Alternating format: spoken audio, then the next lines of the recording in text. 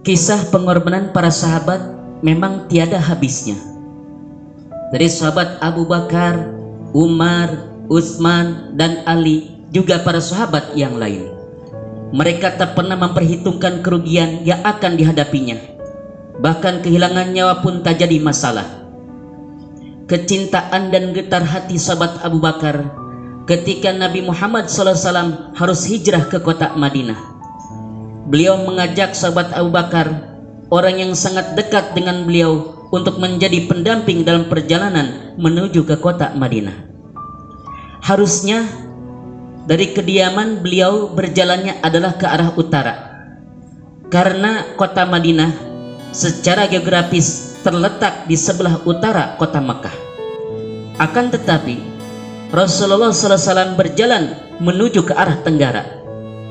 Sahabat Abu Bakar tidak bertanya, beliau ikut saja apa yang dilakukan oleh Rasulullah SAW, karena di hati beliau ada perasaan cinta dan percaya, dan sesuatu yang tidak lagi perlu untuk tawar-menawar.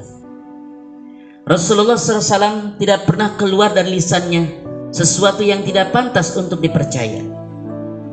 Pribadinya penuh dengan pancaran kecintaan, mencintai dan sangat pantas untuk dicintai. Pribadinya begitu rupawan sehingga menimbulkan kerinduan dan rasa cinta. Nabi Muhammad SAW berjalan diikuti oleh sahabat Abu Bakar.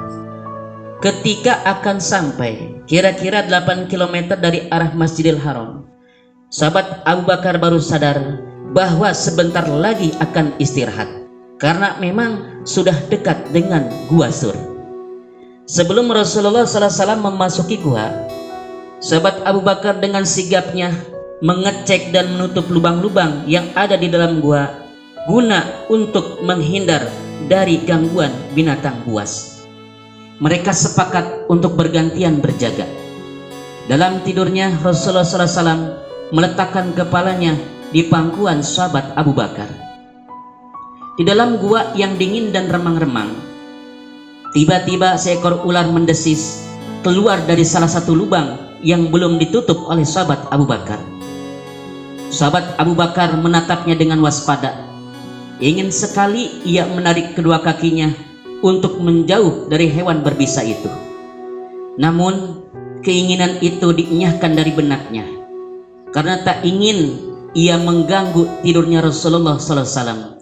Bagaimana mungkin ia tega membangunkan kekasih Allah itu? Sahabat Abu Bakar menutup lubang itu dengan salah satu kakinya. Lalu ular itu menggigit pergelangan kakinya. Tapi sahabat Abu Bakar tetap saja tak bergerak sedikit pun dalam keheningan. Sekujur tubuh sahabat Abu Bakar terasa panas ketika bisa ular itu menjalar dengan cepat di dalam darahnya. Sahabat Abu Bakar tak kuasa lagi menahan isak tangis ketika rasa sakit itu sudah tak tertahankan lagi, dan tanpa sengaja air matanya menetes membasahi pipi Rasulullah Sallallahu Alaihi Wasallam.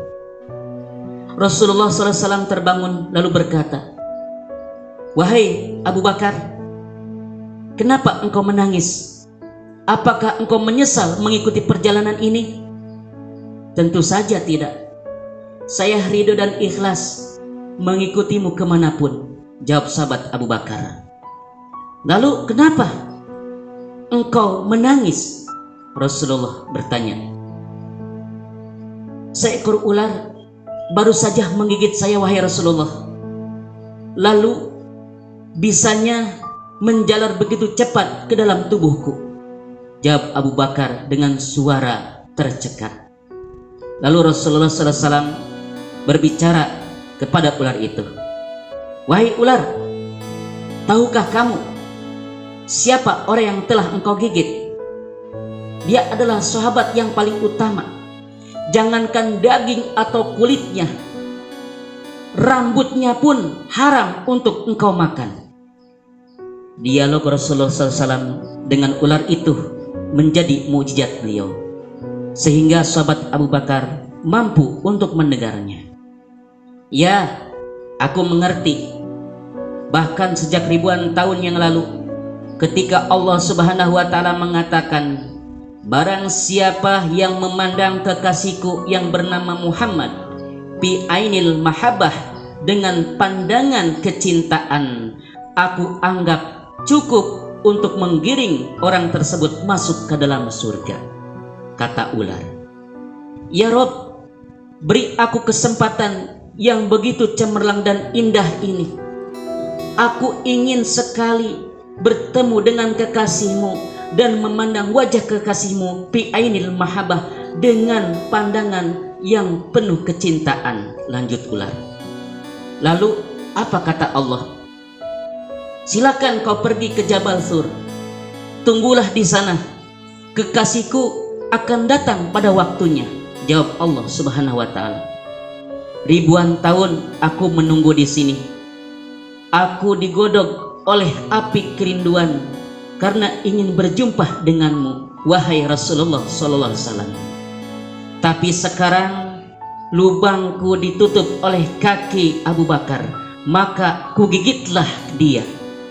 Aku tidak ada urusan dengan Abu Bakar. Aku ingin bertemu denganmu, wahai Rasulullah sallallahu alaihi wasallam. Jawab ular itu. Lihatlah ini, lihatlah wajahku, kata Rasulullah.